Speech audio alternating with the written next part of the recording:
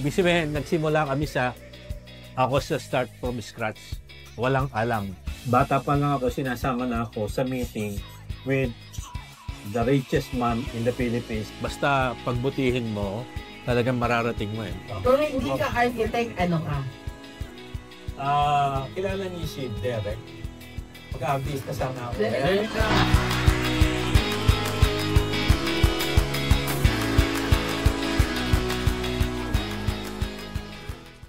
Magandang hapon at ito ang Talastas! Talakayang Arkitektura sa Tierra Alta, the official podcast of the UAP Cavite Tierra Alta Chapter. And I'm your host, ang talakerong arkitekto, Architect Jego, with my co-host. Ang ready sa chikahan, ang artsy Arky, Architect Red, at kasama rin natin ang ating audience correspondent, Architect Synergy. Hello! Ang inyong Synergy Architect with Energy Architect, Sina.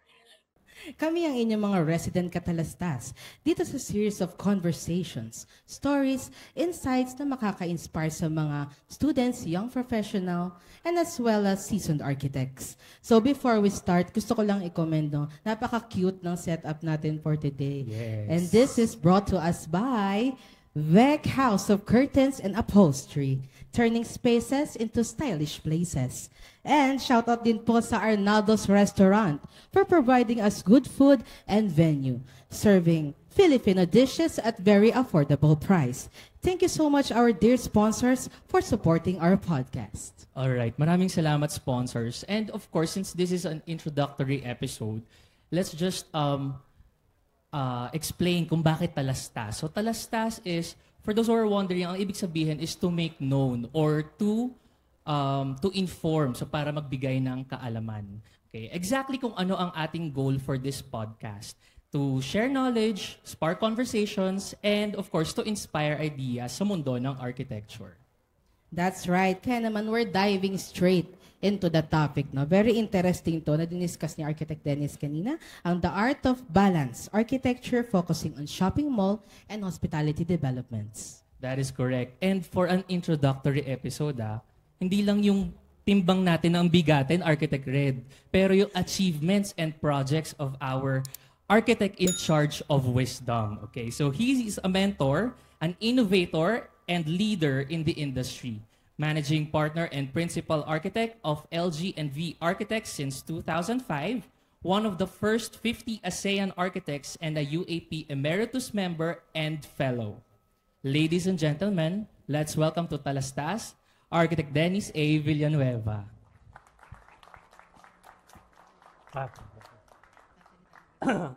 Good afternoon ulit. Before anything else, merong bumulong sa akin na magpapa-raffle daw tayo. 3 item. Isang iPad, isang PC, isang 5K. Yung iPad, yung intermediate pad, yung PC, Pansit Canton, yung 5K, 5 kilong bigas.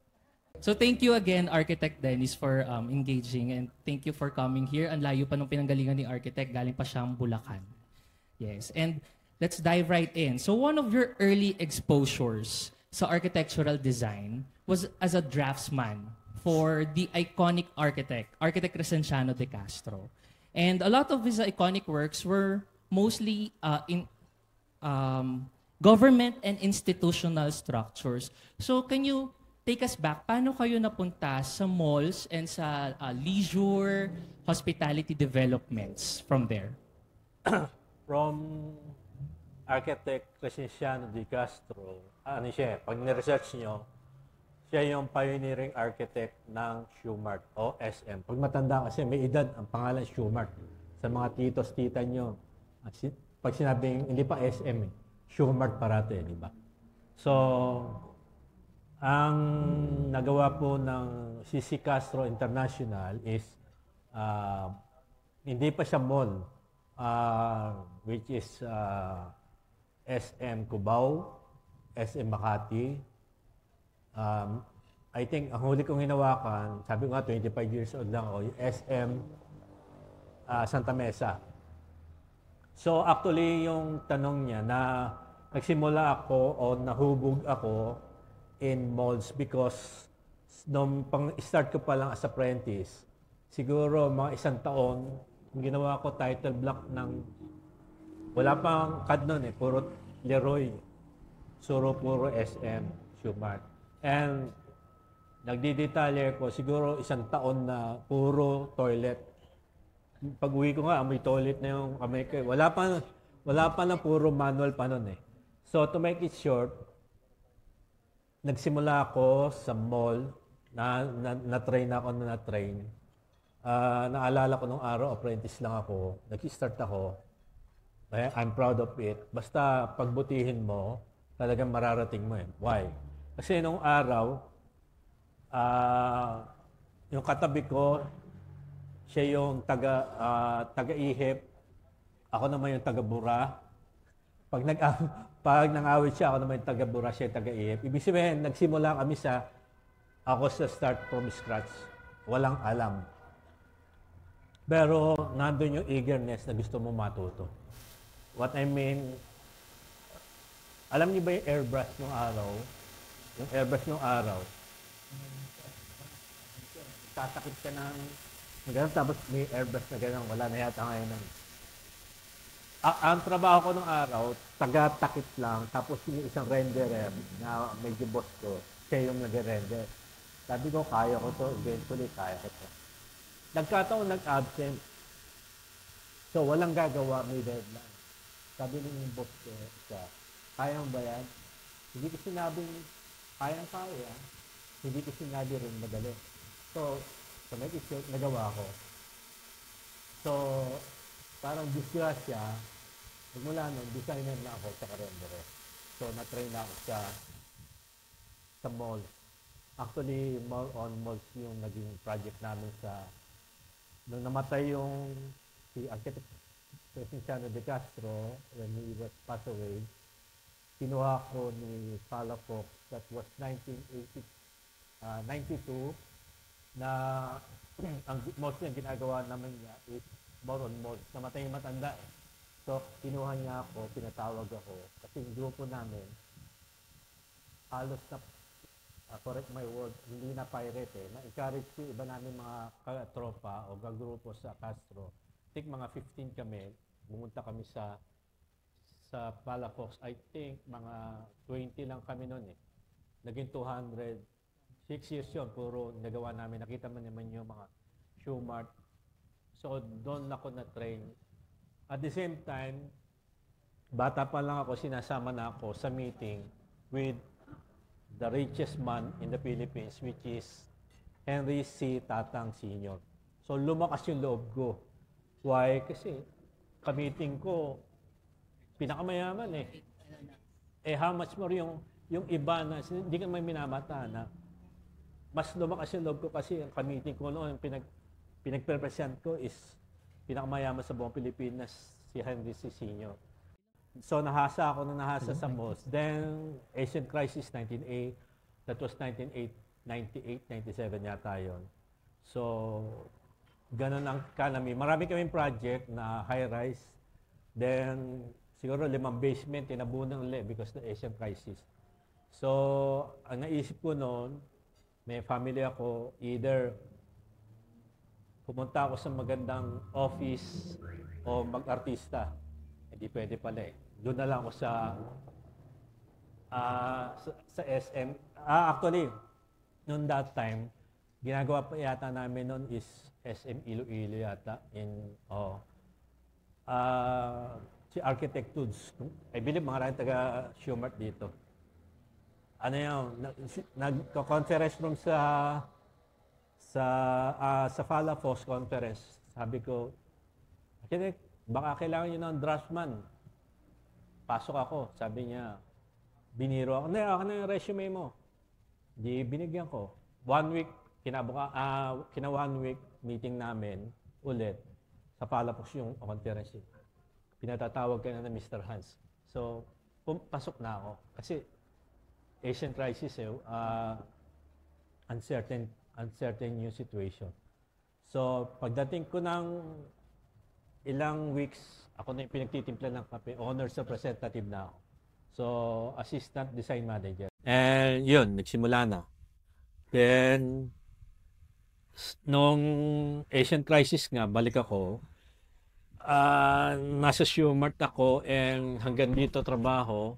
Hindi ko makikilala yung anak ko. So, that time naman, gagawa ang Palafox ng Robinson. So, medyo batak na ako sa mall, pinatawag ako. So, timing naman, marami akong ginagawa rin sa mga probinsya.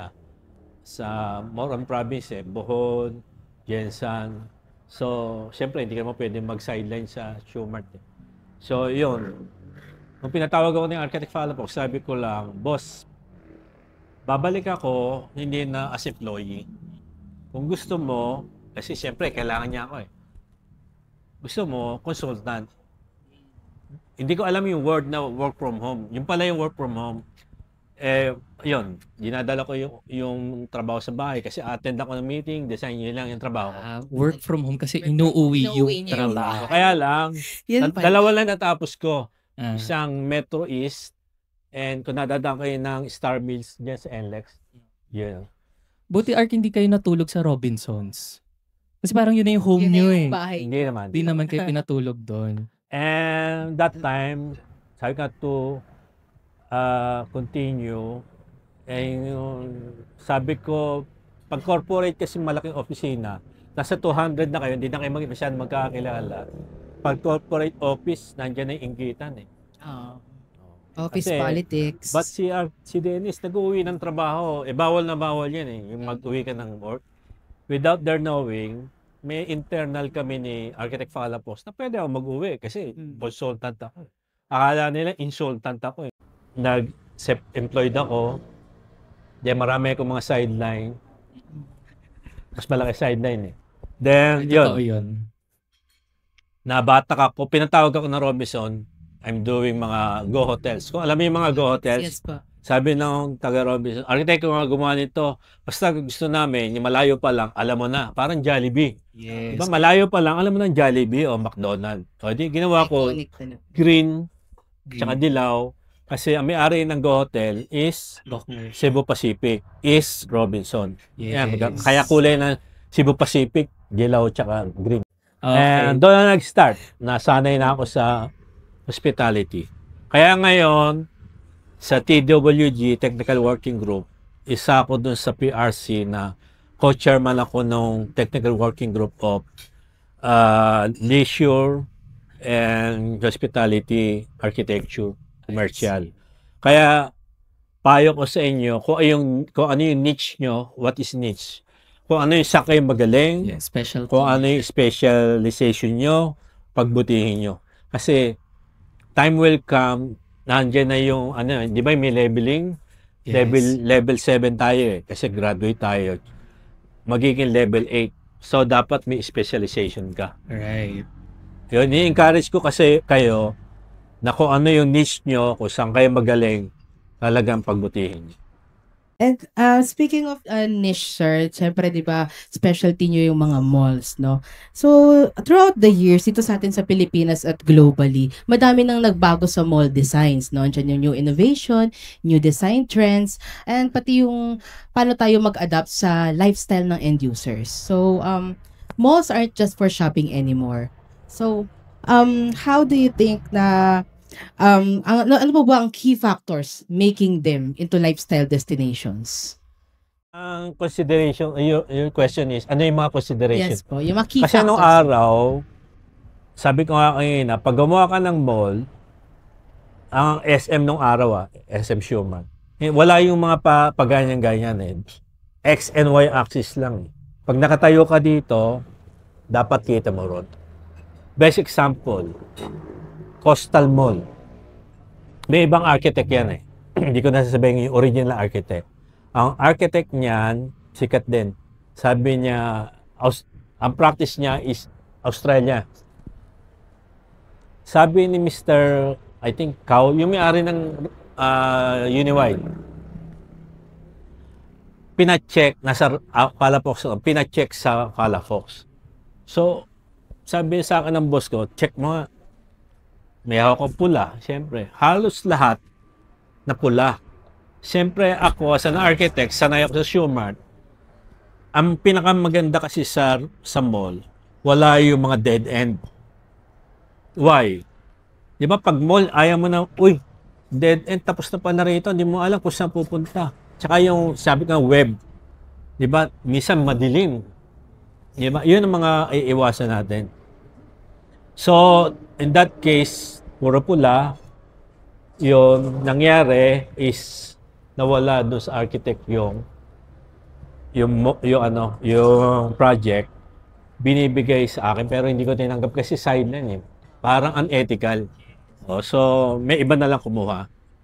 So yun, kailangan talaga your question is ano yung Key factors, sir. Key factor. yung mga key factors. Actually, babalik ko doon sa 5M plus 1. Baka hindi nyo natandaan eh. What is 5M plus 1? Mura. Ano yung mura? Hindi siya cheap. Pag sinabing mura, hindi siya cheap. Affordable. Maganda, aesthetical, diba? Architectural. Mura, maganda, matibay, structurally sound.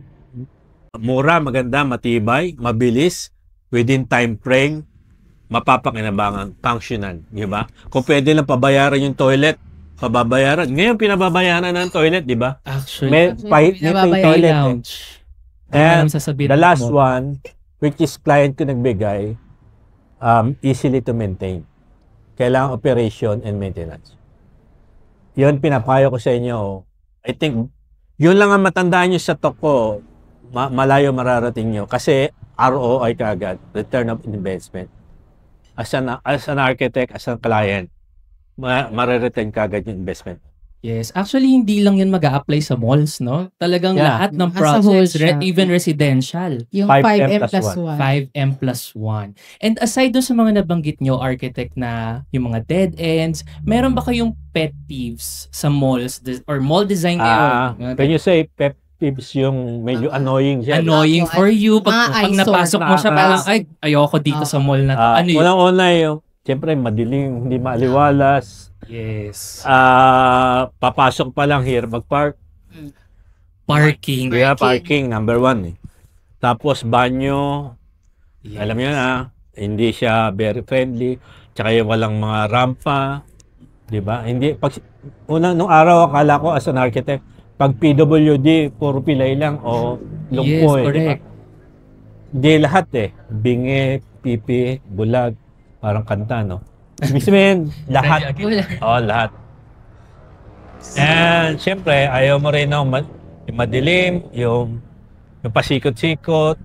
Basta, the simpler the plan, tsaka the more na maganda yung mall. Simple lang. At the same time, yung atrium, alam mo yung location ng toilet. Normally, pag napapasin nyo yung toilet, doon sa dulong-dulo, para pupuntahan siya. Kasi kung nasa gitna, okay rin. Kaya lang kung nasa dulo-dulo, at least pupuntahan siya. Like yung Mega Mall, di ba? Dulo. Yan. So, maiikutan lahat ng shops. Yes. Strategic yung Tsaka yung vertical access. When you say vertical access, very strategic. Yung alam mo yung sa atrium, dati hindi uso yung malalaking atrium eh. Ngayon, nag-evolve, malalaki na yung atrium eh. Ginagawa na kasing exhibit, something, Yes, diba? yes. Consider mo na yung scenic, elevator, escalator, walkalator, fire exit, number 1, mga service stair, etc. Kailangan, ang feeling mo, sabi ko akin na it's about experience. Kailangan, pag yung client o yung customer, alam niya na gusto niyang balikan yung mall. Hindi yun nakakairita. Yes. Tsaka safety and convenience sa client. Yes, correct. So, pagka naligaw kayo sa mall, hindi maganda ang Hindi planning. maganda. No? Meron. Saka usually talaga code compliance yung talaga dapat pagka hindi nasunod, pet peeve na agad, di ba? Halatang-halata na talaga. Yeah.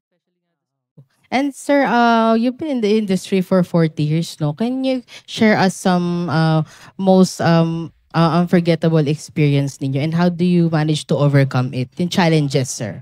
Siguro naman Na-experience nyo yun, unlimited revision, tsaka yung unrealistic deadlines, di ba? Yan. Pero meron ako dalawang experience na hindi makakalimutan. Number one, Zamboanga, yung ginawa ko yung KCC Zamboanga, inabutan ho kami ng KCC, Zamboanga Siege. Alam niyo ba ho yan? Zamboanga Siege, gera. Ito pala si Mark, taga Cotabato Mindanao. Inabutan ho ako doon kay may gera ng Miswari. Mga 50 caliber nasa site Inabutan ho kami doon. Actually, overnight lang dapat. Inabutan kami 3 araw. So, medyo dahil ghost town. May gera Walang flight. So, inabot ka ng 3 araw. Medyo hindi ka pwedeng lumabas. Sa gabi talagang military. Medyo nakaka-nervyos dahil hindi mo alam mangyari. Pangalawa, yung challenge, very challenging is yung, alam niyo yung Yolanda, inabutan ako sa Tacloban. That time, sa Rojas. Rojas, yung Tacloban yung nasa Paul Rojas. So, alam niyo yung is vertical signage ng Robinson, yung mga malalaking gano'n. Pylon, signage pylon. Parang ngipin binunot, bumaksak ko yun. May pilote, bumaksak. Ibig sabihin, ganong kalakas. So, inabutan ako ng hapon, dapat overnight lang, inabutan ko ulit kami ng 3 araw. So, yung boxer short ko, pinilip ko na lang Ibig sabihin, wala Ang problema doon, wala nang battery kasi kailangan tipirin mo. Kasi, siyempre, misis mo, mag-aalala na. Kailangan kong siyang umuwi kasi mawawala na ako ng battery. Mas lalong na medyo magwo-worry lalo. So, ang ginawa namin diskarte, walang flight, nasira ang Rojas Airport. Yung alam niyo habal-habal, subakay kami doon, 5 kami. Actually, may isang nakalimutan ko yung congressman Hindi pa siya congressman noon Pero sa Magdalo, yun ang naghatid sa amin ng nakamotor, habal-habal, tigi-tigi sa kami. Punta kami ng Iloilo. So, pag may mga baksak na puno, may mga patay doon, o may mga may mga poste, yung alam mo yung lalabas ka sa habal-habal, maglalakad ka, tutulak. Ganong experience. Very unforgettable hanggang makauwi ka. Yun yung medyo challenging na bakit ba ako nandito. Diba? Pero pag may passion ka, sabi nga, when you doing something na gusto mo, talagang nandun yung passion mo.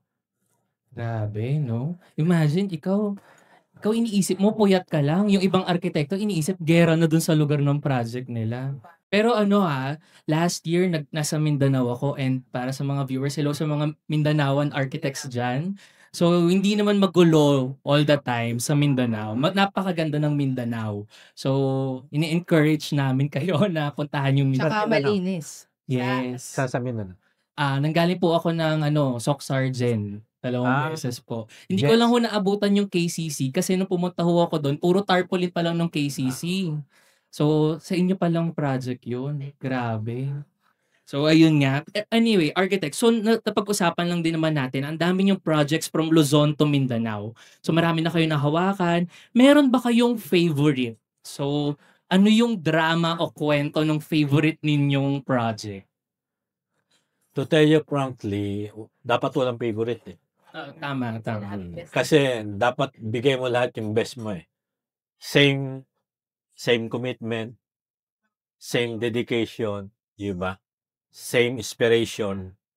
Dapat pare-pareho. Pero syempre, may kung something na gusto. May bias. Pero hindi ko na sabihin. Oo.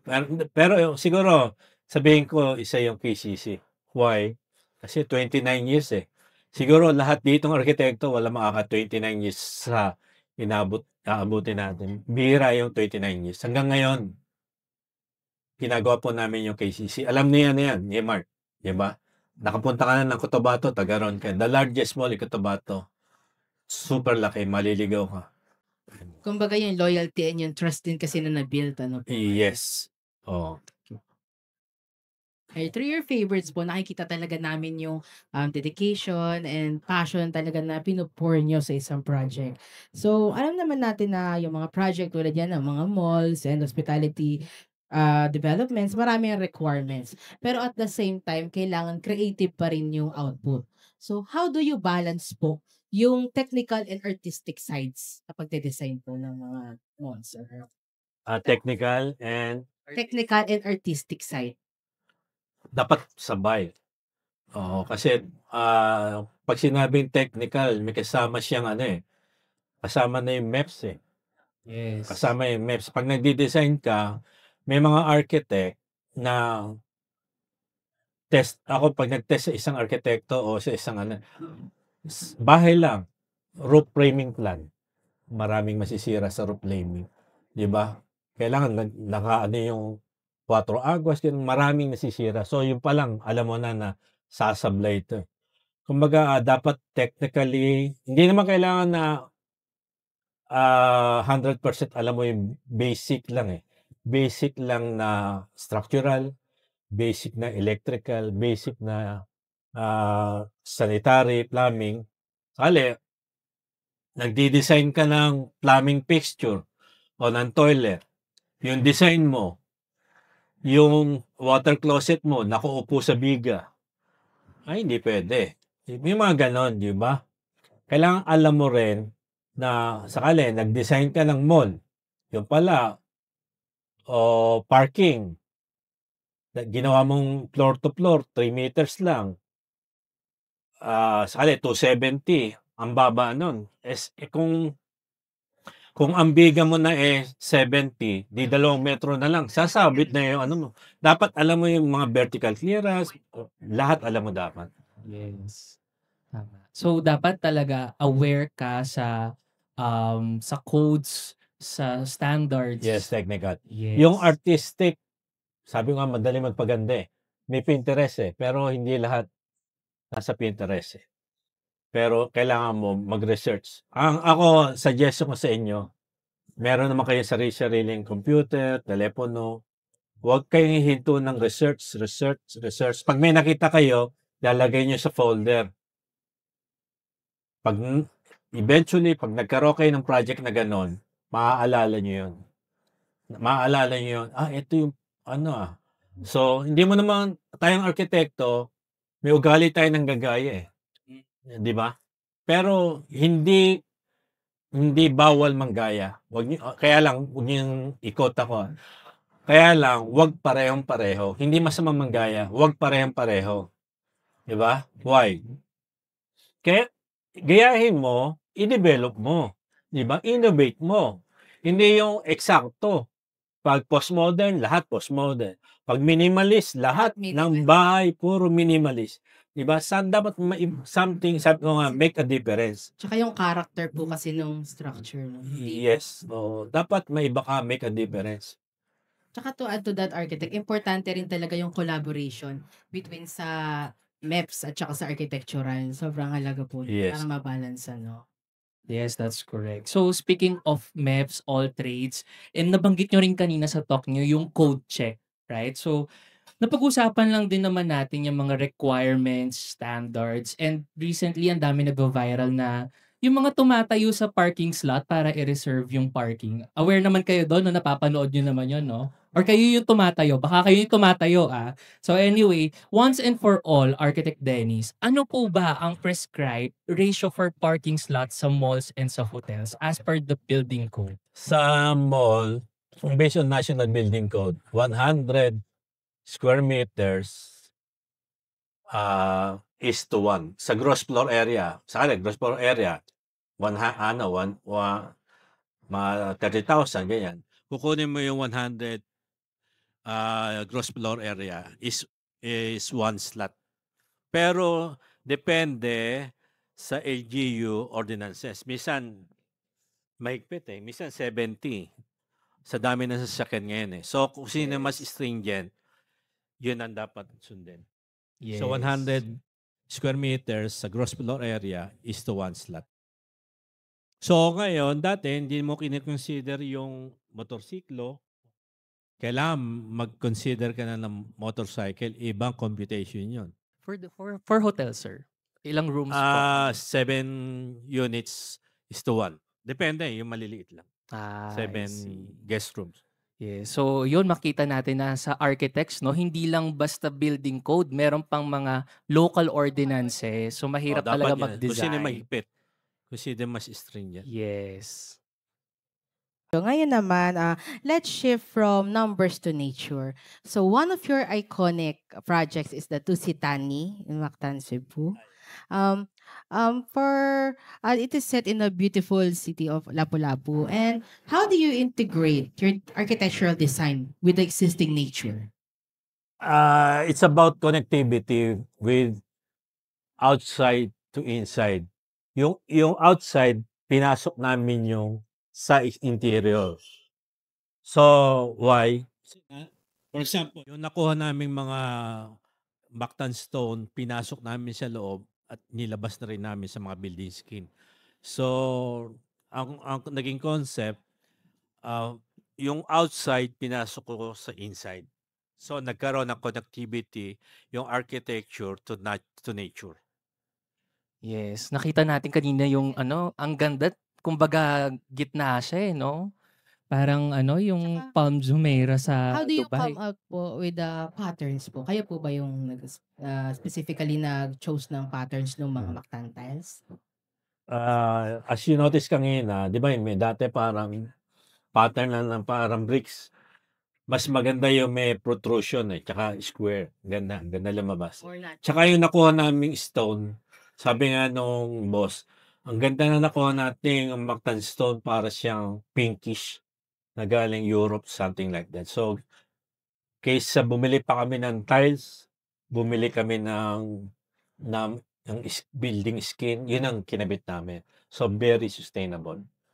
Yes. And natandaan ko lang kanina, nabanggit ni architect nung sa mabalik ko lang sa mall, I think sa Gapan, yung meron kayong vista ng rice fields and all.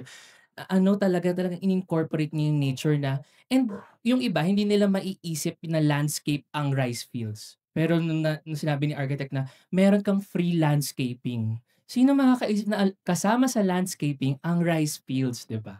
Also yung project na rin po sa Bukidnon, yung mga corn. Talagang ini-incorporate ni architect yung yung kanyang nature. And kanina nabanggit ninyo, meron kayong binanggit sa presentation niyo na pointers in designing malls. So let's go to hotels naman.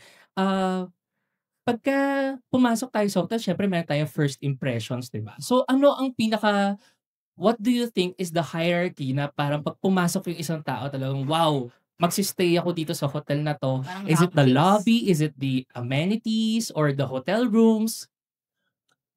Actually, aside from Dusitani, I'm doing now 100 rooms sa Zamboanga. Expansion, Zamboanga, Peninsula. Ang target namin is 5-star or 4-star to 5-star hotel. And medyo world-class yung design. Kasi pag sinabing Zamboanga, Zamboangueño, more on Chabacano and Spanish Moroccan. So, nandun yung character niya na Spanish Moroccan. And pagpasok mo, syempre yung grandeur ba? Yes. Pagpasok mo, ay, ang sikip naman dito, ang dilim. Iba yung pagpasok mo, maraming opening. Masyadong maaliwalas, tsaka high ceiling. Yes. Number 1, may high ceiling. Tsaka yung lobby mo talaga, na nandun. Kung actually, circulation na number 1 Pagpasok mo, nandun na yun, nakikita mo na yung may coffee and lounge, and reception, maganda siya. Kasi kung pagpasok mo is yung reception, pangit na, wala na nakakaya. Yes. So Si architect mabituin Hi, R. Hi, architect between. So, ano po, bale, kapag big projects kasi tulad ng mga na-handle ninyo, talaga po syempre may mga budget talaga no? Pero paano naman po, architect, kapag mga clients po kami na gusto pong magpagawa ng hotel pero hindi po ganun kalaki yung Very budget. tight ang Opo, budget. very tight yung budget. What do you think are the essential elements na magandang ma-apply namin sa dinedesign namin Yung 5. that can elevate hugely the interior or exterior aspect po? Yeah. Actually, katulad ng sinabi ko kanina, hindi lahat na maganda, mahal. Yes. Diba? Kahit exposed ceiling yan, pwede mong dramahan na hindi masyadong mahal, pero nandun yung gusto mo o yung design intent of the architect, makukuha mo. Yes. Huwag mo lang titipirin, structural. Correct. Oo. Yes. Kasi baka masinado tayo. May maraming architectural solutions ngayon na mas affordable, Oo. pero same effect pa rin naman nung mga nakagis na natin na itsura, yung mga cladding, ganun, di ba? Or structural, wag na wag talaga. Oo.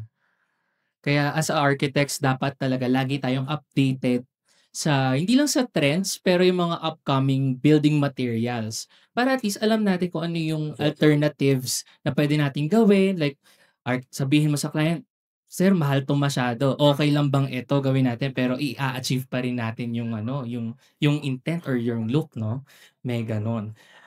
Kailangan well-versed ka rin sa mga new materials and new specification. Yes, correct. So nabanggit Kaya sabi ko nga, architecture is a non-stop learning. Never-ending Walang research. katapusan. Yes. Panay research nga. Correct. So nabanggit nga kanina ni architect, no? Ang UAP minsan Unpaid Architects of the Philippines. So kahit may mga budget constraints, of course, we always have to make it work. And usually, ngayon, since nga yung iba hindi kaya magpagawa ng hotels, no? Pero ngayon nauuso yung mga staycations, ganyan, and some owners create their own homes, pinaparenta nila through Airbnb, Booking.com. Do you think, Architect Dennis, Airbnb and other homestay listings are a threat to the hotel industry? Siguro sort, pero iba yung market nila eh. Iba yung market. Correct. Kasi ang hotel, pagpasok mo, number one, safety. Yes. Diba? Yes. Tsaka hindi ka na yung linen, matawag dito, housekeeping. Yes. Pag Airbnb, magluluto ka, Ikaw ikaw mag-isa. lahat. Ah, Magdadala ka ng sarili mo, di ba? Medyo hassle. Pero pag hotel, lalo kung gusto mong VIP, yes. mas masarap pumunta sa hotel. Binabayaran mo yung talaga yung vibe, architect. Experience. Iba yung market eh. Iba yung Yes. market. Ang dami na namin natututunan sa'yo, architect, at ang dami na namin tanong ng mga host. So, it's time naman na bigyan natin ng floor natin sa ating mga katalastitos at katalastitas. So, Architect Synergy, ano ang queries ng bayan? Thank you po, Architect Renzel. And isa sa mga naging curiosities and question from our crowd is this question po. Yan, by Architect Aliana Kaunan. What are your design philosophies, sir, for designing homes? Philosophy. Siguro, as an architect, nandun yung, stick tayo sa core values. What is core values? Yung honesty, integrity, professionalism. Yan ang huwag mawala. What is professionalism, di ba? Pag kinumit mong ganyan, no matter what, i-deliver mo. Honesty, integrity, siyempre, alam niyo naman yung marumi ang construction, di ba? May mga architect na, architect, specs mo naman to, ako nang bahala sa iyo, may porsyento kang ganito. Natural yon, di ba? Hindi ka na magdo-drawing doon. Pero, ang sinasabi ko, hindi ako nagmamalinis kasi yun ang, kaya naman siguro ako tumagal sa industry. Yung ibibigay mo sa akin komisyon, i-discount mo sa client. So, malaki yon. Kasi ang industry natin, take note, maliit lang industry. Yung mga client natin na mayayaman, magkakakilala yan. Magkakakilala, lalo na yung Chinese. Pag sinabi ng isang boss, ganito, Mr. A, Mr. B siya. Yung si architect natin, tumatanggap, patay ka na. Di ba? Ganito ang architect mo. Paano ka pa mukha mong iharap, di ba? May cheque pa lang ganito yan, no? Yun, honesty, integrity, wag makakalimutan. Di ba slowly but surely. Hindi naman kailangan bigla kang yayaman eh. Oh, kaya pag sinabing architect, medyo, di ba, medyo kailangan naka-SUV ka, naka-ano agad eh. Hindi, unti-unti lang. Unti-unti lang. Hindi mo kailangan biglain. That is very inspiring, sir. Hearing it from a big-time architect like you, very nakaka-humble po yung answer. Yun, speaking of humbleness, kailangan focus ka, huwag ka madidistract, and stay humble. Yung paa mo nakatapak sa lupa. Yeah, so for another question, sir, maybe ito rin ay isa sa mga question at pulso ng ating mga arkitekto dito na in today's age of BIM, 3D modeling, and yung mga renders po, you still advocate for sketching. So, nakita po namin kanina sa presentation nyo yung mga visualizations nyo and really talagang hand-drawn sketches nyo, sir. And why do you think is that so important for you po? Malapit kasi sa akin yung croquis eh. Bakit hindi nyo alam yung word na croquis, di ba? Freehand drawing. As an architect, sabi ko nga, sketching is architect's language. I'm not against computer kasi nagpapadali ng buhay natin yan eh. Kasi yung pag nakakad, pag revision, talagang bilis, di ba? Eh nung araw, pag revision, talagang magkakaskas ka ng ang hirap. Pero pinadali ang buhay ng arkitekto ng AutoCAD and miski sa presentation. Kaya lang, sa site, lalo na yung mga nasa job site, pag nag-brown out o nag-presentation, nag-brown out, nag-lobat, hindi mo pwede, teka, wala kang papakita. iPad mo, nasira o something. Samantala kung may Mongol ka, kahit pulling yung hawak mo, kahit mo i-drawing sa pader. Di ba? Kahit sa lupa. At the same time, ang sketches, doon ako nagsisimula. Napapaniginipan ko siya. Oh. Wag na mawawala sa inyo. Isa sa advocacy ko yan eh. Nawala na kasi yung marunong mag-sketch. Pero, ina-encourage ko kayo, balik natin back to basic. Pero okay yung computer, Lumion. Importante yan kasi lahat ng ginawa ko may Lumion eh. Pero wag mawawala yung sketches. Doon nagsisimula yung concept. Thank you very much, sir. And talagang ibinalik niyo po kami muli sa kung ano dapat yung back to basic. Yes po, ang basic na dapat maging grounded ang bawat architects like us, even this generation. So that's all from our talastitos and mga talastitas. So back to you po, Architect Redzel and Architect Diego. Thank you, Architect Zina. So, ang ganda nung sinabi ni Architect, no, na yun yung language natin. Parang yun yung alibata ng mga arkitekto. Kasi, tama nga naman, pagka nga naman nag-brown out, saan mo isasaksak yung laptop mo? O tapos minsan sa site, wala pang signal. Diba? Tsaka marami sa atin talaga di ba? Pag tinanong ka, ba't ka nag-architecture? Sasabihin mo, kasi akala ko drawing lang eh. And still, magagamit pa rin yung drawing lang na yan. Kasi hanggang dulo, talagang tool mo pa rin siya, edge mo pa rin kapag marunong ka talaga sa sketching and everything na manual draft. Tsaka yung when I'm in Palafox, yung mga foreign consultant, sabi ko nga kanina, RTKN, HOM, Callison, yung gawa nila is umpisa, sketches pa rin. Tsaka Pinoy. Pero pag nag-meeting, world class, siyempre, world class, puti. Pero pag at the end of the day, natapos na yung plano, ang kausap na namin, Pinoy. Ibig sabihin, yung at the back, yung behind the camera, Pinoy. Magaling ang Pinoy. Bawat architectural film sa buong mundo, sigurado ako may Pinoy. Sobrang galing. Nag-excel. Kaya lang pag dito, medyo sinasamahan.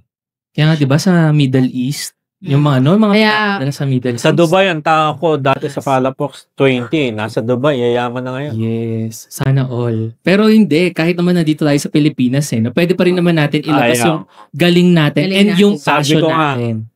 Pag gusto ng Diyos payamanin ka, kahit naman dito pa, kaya mo Papayaman. yaman. Yes, papayamanin. Talagang madugo lang talaga bago ka talaga yumaman. Yes. Kailangan mo talaga mag-ladder. Hindi pwedeng elevator. Yes, syempre. And of course, architect, sa passion mo with your projects, you've been awarded as one of the 15 most outstanding alumni of Adamson University in 2022. Are there any specific skills that schools don't teach but are substantial to the field? Alam mo siguro, I'm not against si school, siyempre. Hindi man lahat may bibigay. Of course. Ako sa akin siguro 30% yung theory. Theory, okay. Pero yung 70% matututunan mo sa actual. Yes. Kaya ini-encourage ko ang bawat isa. Mag-site kayo. Marami kayong matututunan. Hindi tinuturo yung School of Hard Knocks. Yes, Tsaka yung yes. School of Retouching. Hindi tinuturo sa school yun. Pero matututunan mo yan sa site. Pag may problema na, di ba? Tayo as an architect, nagdetalye ka. Dapat open-minded ka. Why?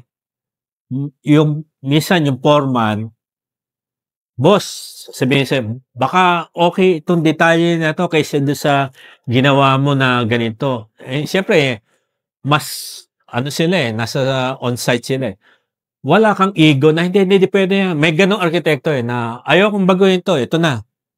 Pero sakali, GenCon, boss, based doon sa experience namin ganitong problema, ginawa namin ganito Okay ba sa iyo? Sige, igawa mo shop drawing, approvean ko. Di ba? Yes. Pero may ibang arkitekto, hindi, wag mo baguhin, ganyan. Dapat, bumabali ka kasi mas open-minded ka sa architect. Hindi lahat na natutunan mo sa school, tama. Correct. Okay? Meron akong instances. Nag-present kami kay Henry C. Tatang Sr. Hindi ko makalimutan kasi yun, isa sa mga idol natin. Matend ako meeting, kasama ko yung boss ko. Nag-present. Sabi ni Mr. Chairman, hindi lahat sabi ko tama. Yes. Yan ang magaling na boss. Oo. Kaya kayo hire dahil kayo expert. Galing. Meron mo para sabihin ng isang mall owner, sabihin sa'yo, hindi lahat ng sabi ko tama. May ganong arkitekto na pag sinabi ng boss, sige boss, sige. Kahit mali na, sige pa rin. Yes. Pero dapat, pag alam mong tama ka, insist mo. As an architect, payo ko sa inyo, matuto kayo managinip. Why? Meron sa drawing na maganda, pagdating sa actual pangit. Yes. Mahirap yun. Why? Ang isang arkitekto, make or break yan Ano yun? Pag maganda sa actual, markado ka. Okay? Markado ka, galing mo, okay ito. Pero pag sumablay ka, markado ka rin. Patay ka, huling project mo na yan. Lalo may word of mouth, no? Yun nga yung sinabi ni architect kanina, no? Kailangan make or break. Bigay mo yung todo mo. Pag-aralan mo mabuti bawat detalye.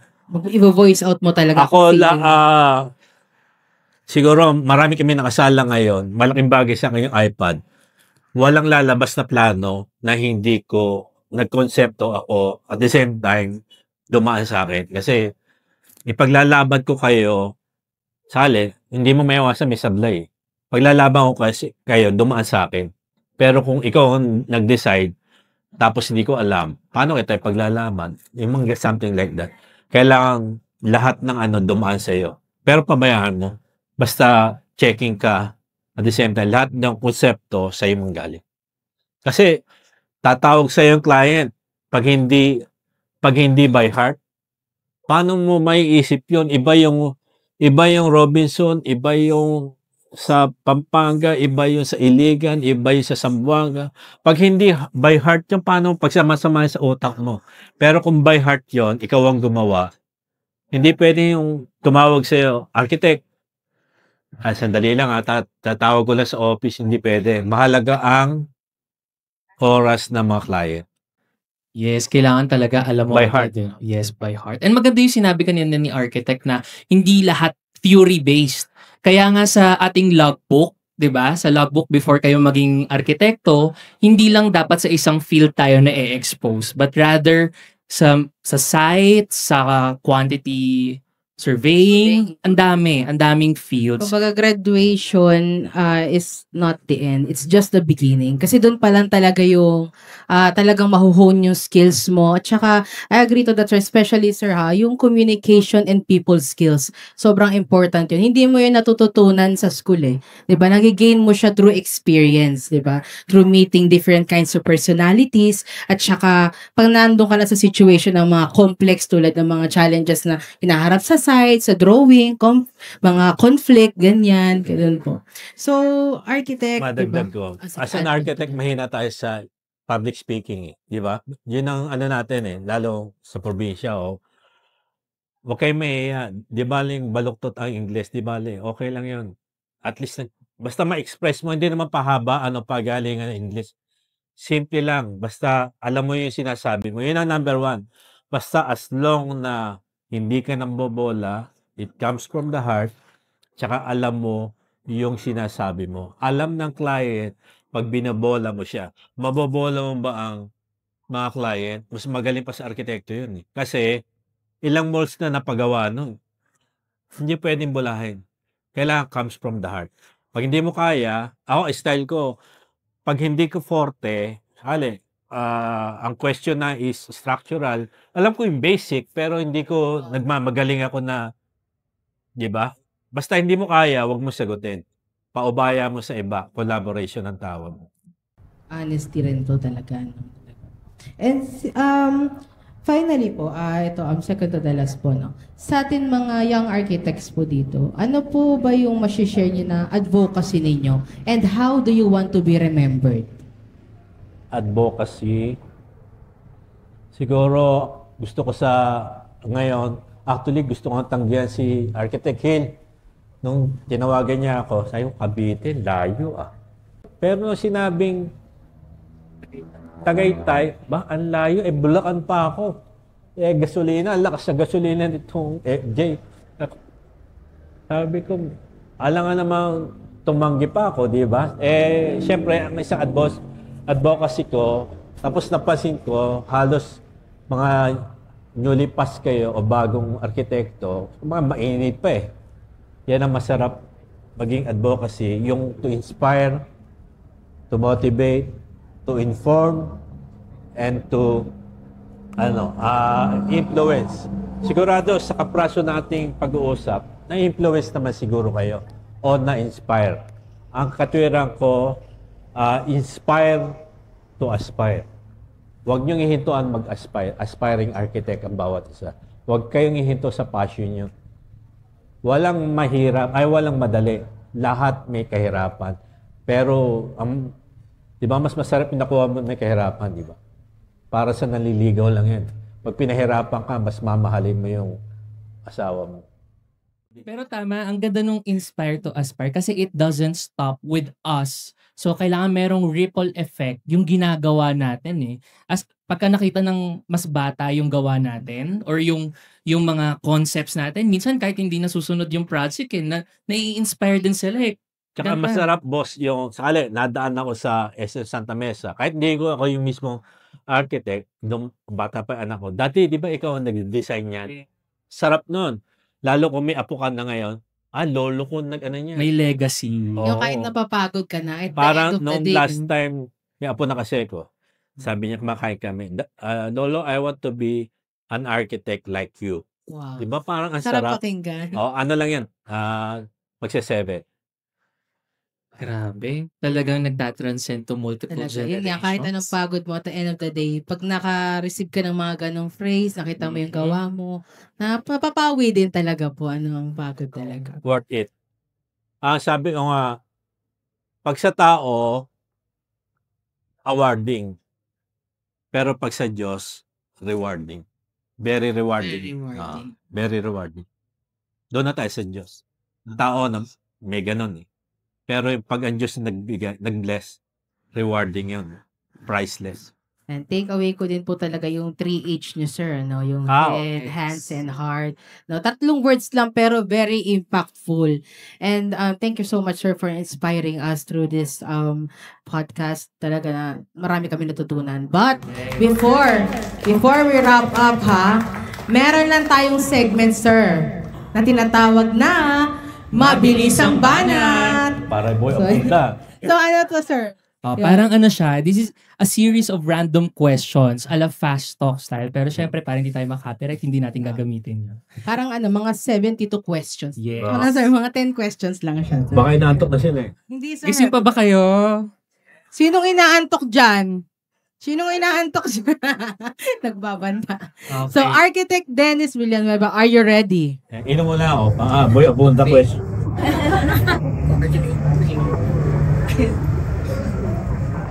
So, are you ready, sir? Sige. Okay, let's Hindi go. hindi in-advance yung question Surprise talaga Ito, to, sir. intentional Oo, talaga to. intentional talaga. Normally, fast di ba, talk. a-advance yung question. Okay. Medyo surprising. Morning site visit or late night designing? Morning. Iced coffee or hot tea? Wala nang date. Walang explanation. Iced coffee or hot tea? Hot tea. Maliwanag o madilim? Madilim. Dream city to design. Sorry? Dream city to design. Siguro in Philippines. Anywhere. Siguro Dubai. Dubai. Ang Dubai kasi, sorry.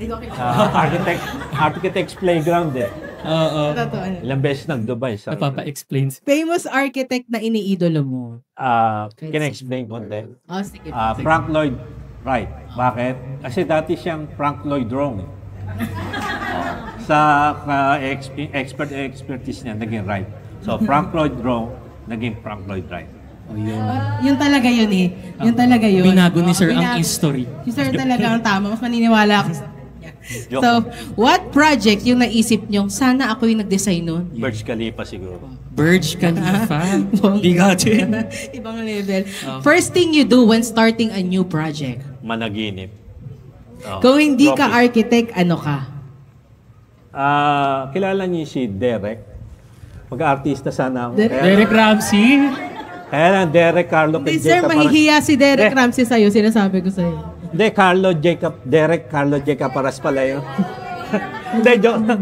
Derek, hindi, joke lang. Ibang Derek.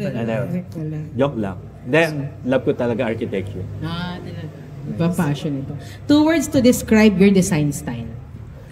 Simple yet elegant. Dapat timeless. Bongga. If you could send a message back to yourself at the start of your career in 1 sentence, what would it be? Pwedeng pause muna. Sige, isip muna kayo. Habang nag-iisip si architect, pwede pa fix yung flag natin. Oo nga eh. Baka tayo Medyo ano ma-demanda dito. Pag nahulog yan. Personal kung ano ang masasabi mo sa sarili mo nung nagsisimula ka. Tsaka, syempre looking back yan eh. So, Oo. diba, medyo Baka heartfelt maluha, yan. may tissue ba Oo tayo? nga eh. Ano ba to? Oo nga. Ay, maluluha Hindi, siya. siguro, wag mawala yung STP. STPD. Alam mo yung STP? Sipag, tiyaga, panalangin. At yung D, mahalaga yun. Diskarte. STP plus D. Sipag, tiyaga, panalangin plus diskarte. Kung meron kang 3, wala kang naman diskarte, bali wala. Kailangan diskarte. Grabe. Nakaka-inspire. Kaya nga eh. Hindi ko akalain. Pero ang bilis yung sumagot Oo, talaga. Kahit gusto niya mag-explain, talagang pinipilit ni Art Sorry. na Ano siya, 1 week ahead sa deadline, no? Walang sanay na ka-pressure siya si na. Architect Dennis talaga. Okay. Well level. Maraming salamat po, Architect Dennis, for joining us in our very special episode of Talastas. You've set the tone perfectly for the future episodes to come. And again, napakalayo ng pinanggalingan ni Architect Dennis. Maraming salamat po. And hearing your insights on balanced design and purpose will definitely inspire not just our fellow architects, pati po yung mga individual na may interest creating spaces that matters. No? Yan Before po. we end, ang gusto ko lang, sabi ng sa Bible, commit to the Lord whatever you do, di ba? And the Lord will establish your plans. Yung hindi lang architecture plans, kundi plano natin sa buhay. Commit natin. Parang parati natin isama yung Diyos. So, hindi tayo maliligaw. Thank you so much, Amen. Architect. No? Ibang level talaga. Talagang Ka-enlighten talaga. hindi lang siya technical, Oo. pero dapat may spiritual connection ka. Number one yan. More on ano Yes. talaga, holistic approach and yun na, very heartfelt yung mga binibitawan na key points ni Architect Dennis. Yes. And before tayo mag-end, we would like to thank again our sponsors for the Comic-Con Furniture na nandito by Vec, House of Curtis and Upholstery, and of course, Arnaldo's Restaurant. Thank you so much for providing us good food. And to our listeners, thank you for listening and thank you for tuning in to this special episode of Talastas, Talakayang Arkitektura sa Tierra Alta. This is just the beginning and expect our future episodes to be more insightful, to be more exciting, to be more relatable, of course. And you may subscribe to our official YouTube channel, UAP, Cavite Tierra Alta Chapter, and also like our Facebook page at UAP Cavite Tierra Alta Chapter. So, yung raffle, pwede na. Ready na yung tatlong So, item. this has been Talastas, the UAP Cavite Tierra Alta Podcast. Hanggang sa susunod na Talastasan! Maraming salamat! Thank you, Architect. And before po tayo